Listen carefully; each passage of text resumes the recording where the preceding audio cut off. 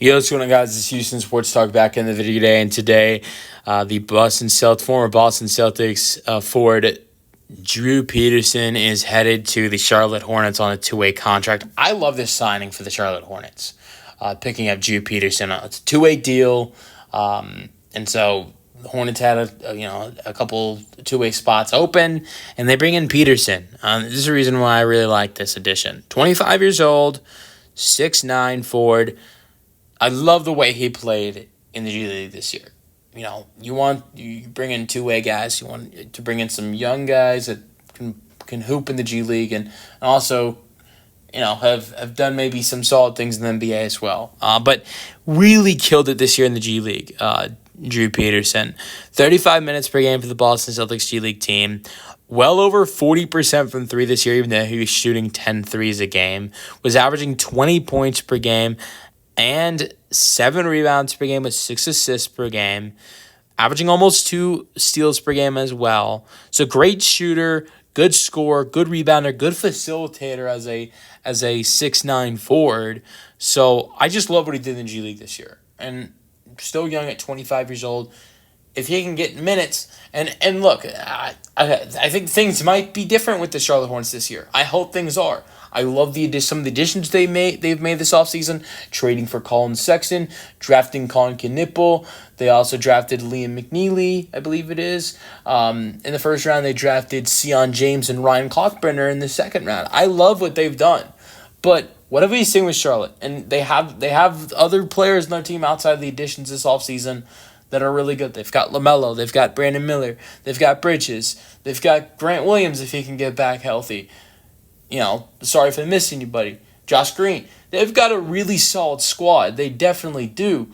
But they cannot stay healthy. That's the big problem. And they get really injured. And I think that's a perfect team for a guy like Drew Peterson. You definitely can play ball. You can, he's shown what he can do in the G League, but just hasn't really got that chance in the NBA yet. He's been with the Boston Celtics the last couple years, hasn't got proper playing time. 7 minutes per game the last 2 seasons, 2.2 points per game this year, but barely played. Has shot well from three in the 2 seasons, 42% in the 2 seasons, 39% this year, 60% from three. But if you're thinking about it, he's probably not playing a lot. So what are the totals on that? You look at the totals, 13 for 33 this year and 3 for 5 in the 2023-24 season. So, good shooter, solid scorer, solid rebounder, solid facilitator for what you see in the G League. Just hasn't got that opportunity. When he's played with the Celtics, got the minutes, sure, the stats don't look good, but the numbers do look good with the minutes he's playing. Like I said, just shot well from three in the NBA level with the Celtics as well. Just has not got that opportunity.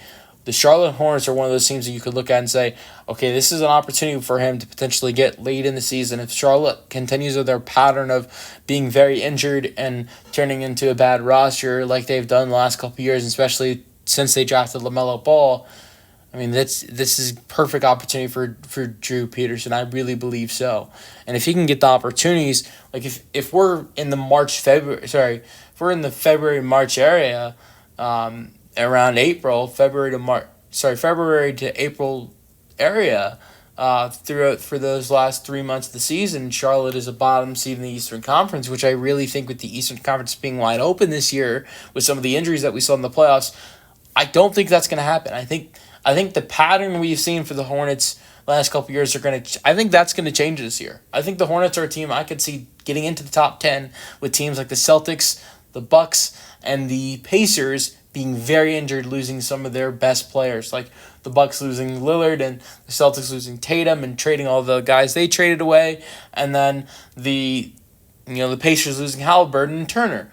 I really believe the East is wide open, and you've got a couple teams in the Eastern Conference that are really going to take a big rise. I think the Atlanta Hawks are going to be one of those teams. The Charlotte Hornets can be another team that takes a big rise in the Eastern Conference as well this year. I think Orlando and Atlanta are the two teams I look at and say those are the two teams that are definitely taking a big rise in the Eastern Conference this year with, the injuries to the other teams in the East.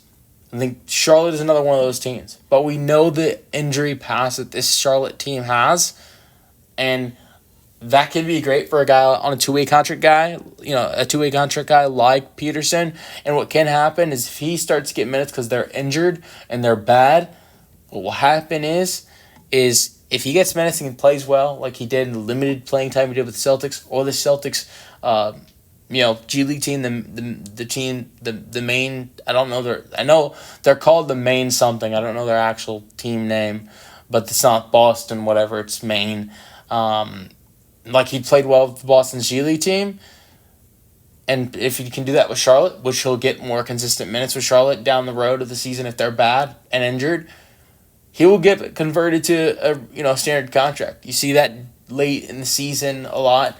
After the trade deadline, you'll see a lot where two-way contract players get converted to a standard deal. And so that could happen for Peterson if he plays well. He's got potential. I believe so. Being 6'9", good rebounder, great shooter, sole facilitator. So I like this. I like this signing for the Hornets for bringing in a guy on a two-way deal like Peterson. Let me know your thoughts in the comment section and peace out.